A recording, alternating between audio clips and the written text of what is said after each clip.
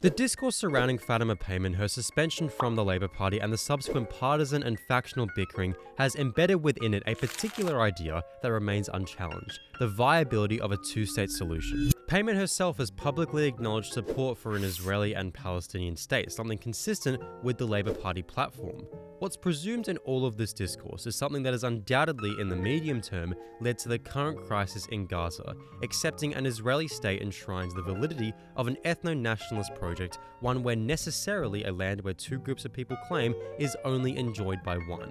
What this has done is stratified two populations into contradicting camps, one that beckons hostile and reactionary nationalism, one congruent with wanton political violence. In 1994, the Oslo Accords were signed, where a partition plan was finally agreed upon. Israel would have its own state, and the Palestinian Authority, a semi-informal state, would control the West Bank and Gaza. However, because of the nature of the Israeli state, one of ethnocentricity, political problems still centered around the security from them, the Palestinians. It's why every Israeli leader since has always talked about a policy of hafrada, or enforced separation, and the maintenance of Jewish demographic majorities and institutional dominance. Conversely, the partition rendered the Palestinians two discontinuous and fragmented lands, where the question regarding the last 50 years was left unanswered, where ultimately Israel retained sovereignty over the region because they just couldn't trust those Palestinians.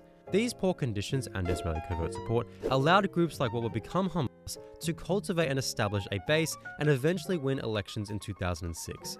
We can clearly see, whether it be Israel or Palestine, India or Pakistan, that embedding two contrasting camps and separating them by a wall in hopes they'll just leave each other alone is a naive pipe dream, and is rather a process which develops the most destructive elements of both societies, something evident in the last 30 years. Benjamin Netanyahu has openly admitted to cooperating with and financing Hamas in an attempt to dissuade any possibility of a Palestinian state. We can't keep kicking the can down the road and support piecemeal colonial solutions that pit two people against each other in a self-perpetuating cycle of reactionary nationalism and unnecessary violence. A single, democratic secular state is a more viable, long-term solution.